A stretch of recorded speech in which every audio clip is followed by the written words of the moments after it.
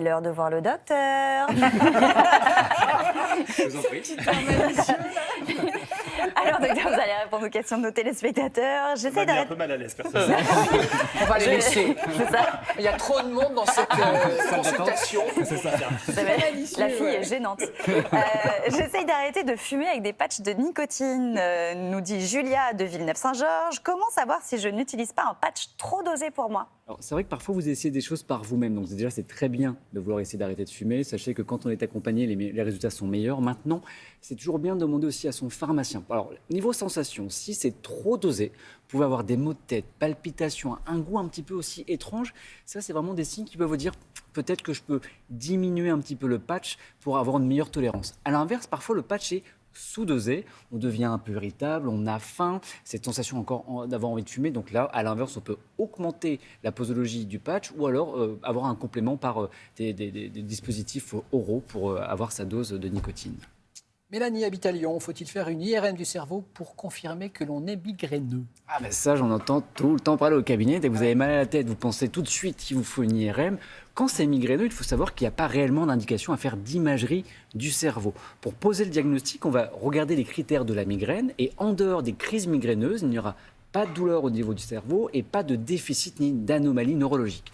Sur les critères de la migraine, c'est une douleur qui est plutôt unilatérale, pulsatile, qui peut durer de 4 heures à 3 jours si vous ne prenez pas de médicaments. C'est augmenté par la lumière, le bruit, on parle de photophobie, phonophobie. Et puis souvent, c'est des patients, moi j'ai des patients qui me disent quand j'ai une crise migraineuse, je suis obligé de m'asseoir, sinon ça augmente encore plus dans ma tête. Oui. Ça fait extrêmement mal, ça peut faire très très mal. Et puis Guy, aussi parfois aussi le vomissement peut accompagner une crise migraineuse. Donc voilà, dès qu'on a tous ces éléments, on est quand même en orientation vers une migraine. J'attire juste votre attention, même si c'est une migraine, c'est important de consulter. Un tiers des patients ne consultent pas. Et résultat, ils ont tendance à surconsommer du paracétamol qui peut aggraver encore plus les maux de tête. Maïa, je vous vois un petit peu entre vos lèvres. On a un témoignage à apporter. Absolument. Non, je suis migraineuse. Vous viendrez me voir la semaine prochaine, Maïa, on va en parler. Hein, très bien. D'accord, docteur. J'ai une douleur de sinusite du côté droit sans avoir eu de rhume. Est-ce que ça peut venir d'une dent? Demande Adrien. Écoutez, allez-y, posez directement la question. Adrien, on va pas nous passer.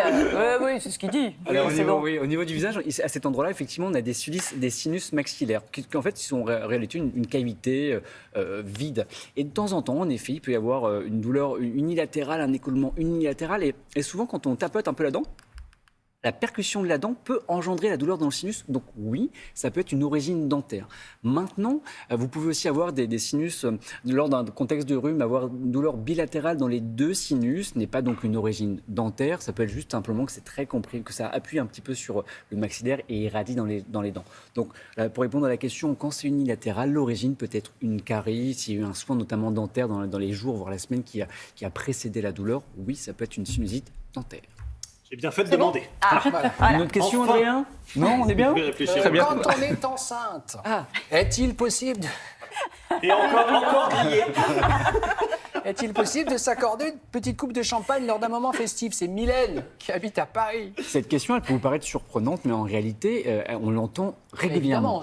D'ailleurs, Santé publique France l'a rappelé dernièrement en disant non, pendant la grossesse, pas d'alcool. Zéro, pas une coupette, zéro alcool, ça, et on évite pendant l'allaitement. Parce qu'il y a même des croyances, ça a été révélé, il y a encore des gens qui pensent que boire de la bière pendant la grossesse favoriserait l'allaitement, et puis boire aussi un verre de vin, ce serait formidable pendant la grossesse. Donc non, le risque zéro n'existe pas. Il y a réellement un risque pour le fœtus et au sens large, même qu'on soit enceinte ou pas enceinte. Souvent, on pense aussi qu'un petit verre, c'est bon pour la santé. Non. En fait, en réalité, il y a un risque pour votre santé dès le premier verre d'alcool. Et en plus, il y a plein de cocktails aujourd'hui sans alcool. Ça se développe de plus en plus. Et c'est Carottes, bien. gingembre, artichaut. C'est très bon. Carottes, gingembre, artichaut.